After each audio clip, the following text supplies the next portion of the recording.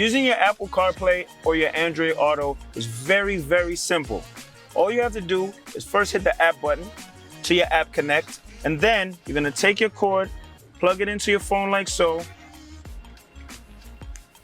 Give it a second, allow it to come up, and then everything is right here at the touch of a hand. You can use Waze, Spotify, or even listen to your text messages. Your whole phone is right here in the middle console. Hello? Hi, Earl. How are you? I'm well, Chris. How are you doing? Awesome, awesome. What are you up to? I'm just out here showing off the new Atlas Cross Sport. Oh, that car's amazing.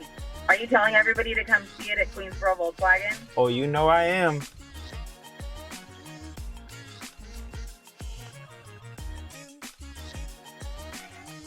Remember to subscribe to our channel.